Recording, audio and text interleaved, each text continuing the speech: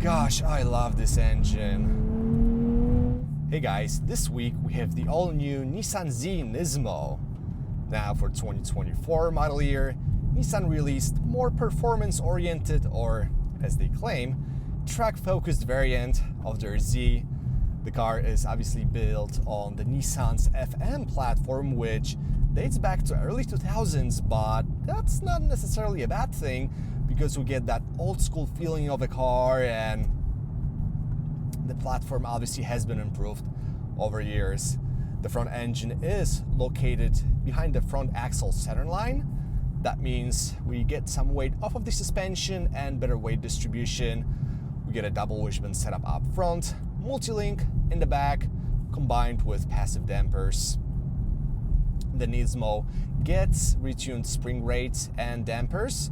We also get improved braking system by Akebono with semi-truck pads, those amazing Recaro seats, and 20 horsepower bump alongside extra 34 pound-feet of torque. So the twin-turbo V6 that sits under the hood now makes 420 horsepower and 384 pound-feet of torque.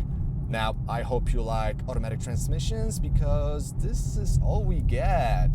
Unlike the Supra, which seems to be Z's and Nismo's main competitor, which is available with a 6-speed, this Nismo is not, and that's really a bummer. Although Nissan will tell you that it's actually a right thing to do because you're gonna take your Nismo to the racetrack and rip it around and it's gonna be quicker.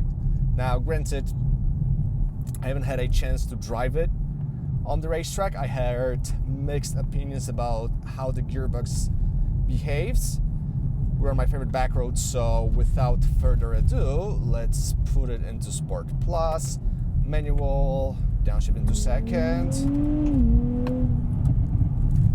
The Sport Plus doesn't necessarily change anything besides stiffening up the steering a bit and more aggressive program for this 9-speed transmission.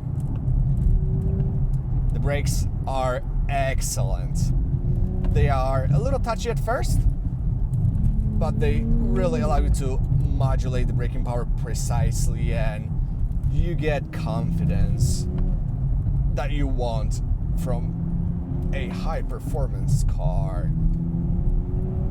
Also, what I noticed is how neutral this car feels and how well the front end and back end work together. There's no weird disconnects. The front end does exactly what I wanted to do. The steering is also excellent, provides you feedback that you want from a sports car.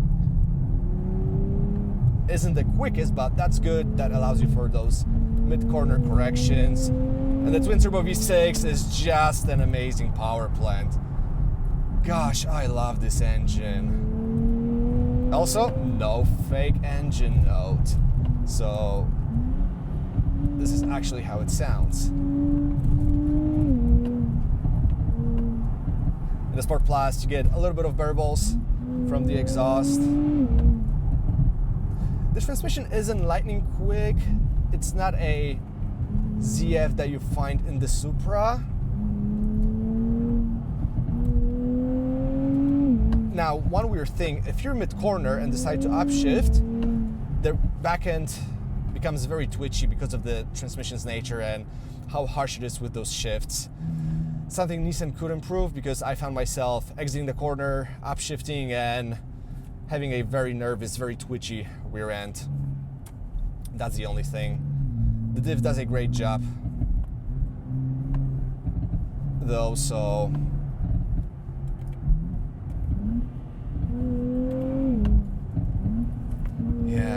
oh, this is amazing.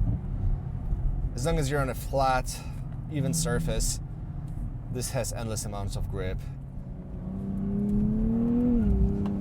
Yep, that little twitch just happened. You guys could hear the rear tires chirp.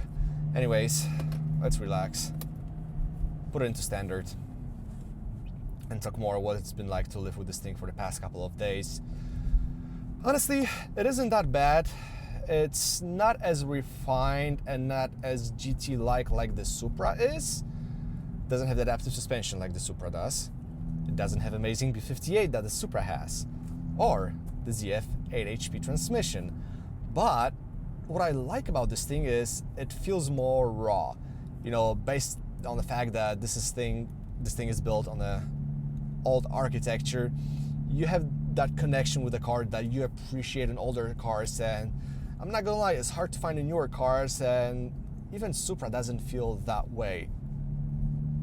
As an overall package though, if I were to compare those two, I would probably lean towards the Supra.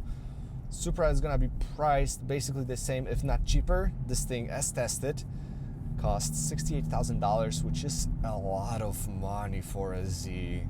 Supra can probably top out around 60, 65, and Supra's biggest advantage is, as I mentioned, you get that 6-speed transmission. But if you cover the badge in the Supra, you can think that you're driving a German car. This feels more like a Japanese car, so if you're a JDM enthusiast, you will definitely appreciate it. I like some retro touches. The styling is very unique, very, you know, retro. The rear end reminds of the whole 300, the front end 240. We get all those cool touches from the past, and the cabin overall is a nice place to be at. I mean, it's nothing crazy. It's not gonna blow your mind. You know, those door handles remind me the old 350Z. Those blank switches, whoa, in a $68,000 car shouldn't exist, but what can you do? Obviously, you know, Nissan didn't have a lot of money to develop this car. They have budget constraints, and they have to focus on their front-wheel drive CUVs with CVTs. So I'm happy this thing exists. I don't realize what else I can say about it. If you guys have any questions, obviously feel free to drop a comment. I'll be more than happy to answer them. Make sure to watch my full review of the Z, link in the top right corner. Thanks so much for watching, and I'll catch you all later.